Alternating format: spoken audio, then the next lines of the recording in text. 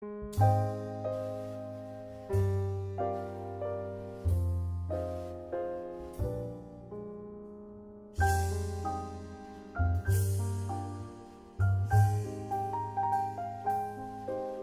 had about, let me see, roughly counting, from 30th Street to 32nd Street, we had right at 75 kids.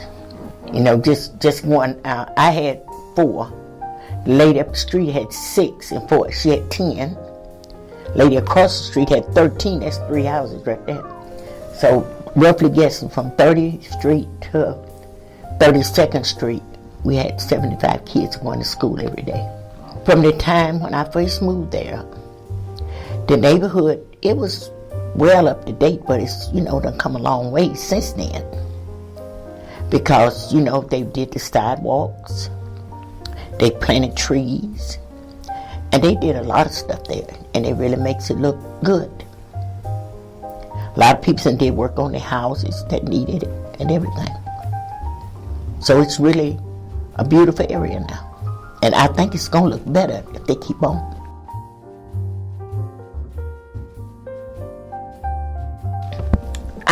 A lady got burned up on in the 3200 block, the 3100 block on Washington Boulevard. And she was 80, and she had space heaters, and she got burned up in the house. And that's when I went through the neighborhood to find out who all was a senior citizen and needed help and needed smoke detectors. And I walked around through the house, through the neighborhood, knocked on doors, and found out. And then I went to the neighborhood association and I told them what I wanted to do. And then I had several people donated money, and then the people that I was working with gave money. And so this is the way we got the program started. And then would go to the pantries and pick up food for the ones that couldn't go. I would take some of them to the doctor, the ones that couldn't go to the doctor. And then I would go to the houses, then go to the fire department, get smoke detectors and bring them and put them in the house. And I just like working with them because, you know, the kids seem like they forget about the parents when they get old. And then, you know, and I just, you know, they say I don't act like I'm my age, so I could get around pretty good. It was April the 20th. No, they called me April the 20th and told me that they wanted me to help serve.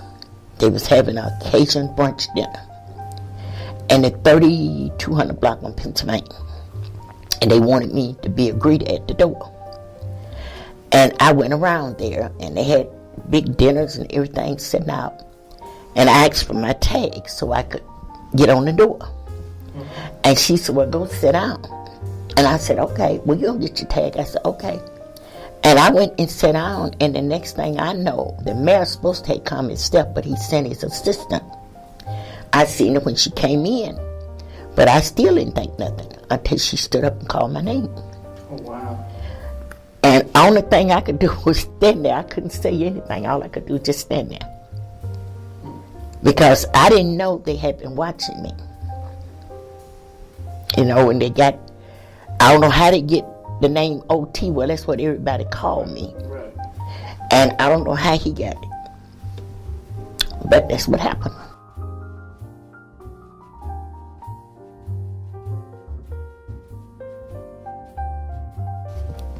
Playing ball. Which ball? Softball. Softball. I played softball we was the champ 3 years straight. And we was called it the JR Superstars. And I was the champ. We was the champions for 3 years, the city champs for 3 years. We played up at the stadium on Sherman Drive. We played Riverside. We played a lot of teams here in town. That's what we played. And then we would go to Louisville, and I went to St. Louis. Well, one thing I would say to the young men, the first thing you do is get your education. If you don't want an education, get you a job. and always be a man. That's all I ever asked for, to be a man. You know, take care of yourself and don't have to go to mom and daddy to take care of y'all there. And the young ladies, they may not like this at the head. You don't need the microwave. Learn how to cook. And you know, it's more to going in the kitchen and fixing a meal than going to McDonald's getting a meal. So if you learn how to make homemade biscuits and cook greens and everything, then you don't have to spend all this money at McDonald's. And learn how to keep your house clean. Now they may not like that. And take care. If you go out there and you have kids, you're a mother, you're supposed to take care of them. The man is working, trying to provide for you. So why shouldn't you take care of the home? And when he come home, he have a decent dinner. And I think that's what, now this is my opinion, you may not want this now. My opinion, that's what make a marriage last.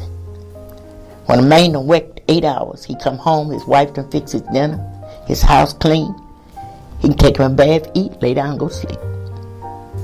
But if he come home, kids running everywhere, ain't nothing to eat, he ain't like that, he gonna get mad.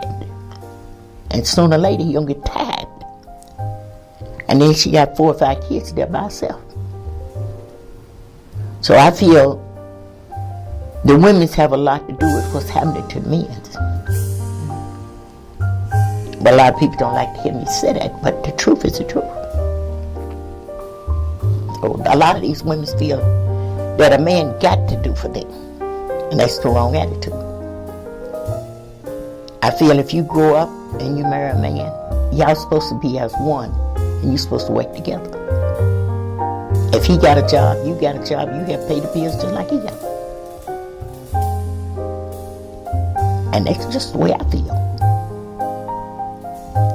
And you know, I always worked all my life. From the time I was 9 years old, I've worked. And still working. But a lot of people say, why do you still work? To me, your body gets stronger. You stay stronger longer when you're moving around, doing something. Instead of sitting up in a chair all day. That's why you said looking all good. Well, thank you very much. But see, I like to walk. I walk through the neighborhood and check things out. And if I see something ain't right, I call the neighborhood president and tell them. And they'll take care of it. But I love the neighborhood. It's beautiful.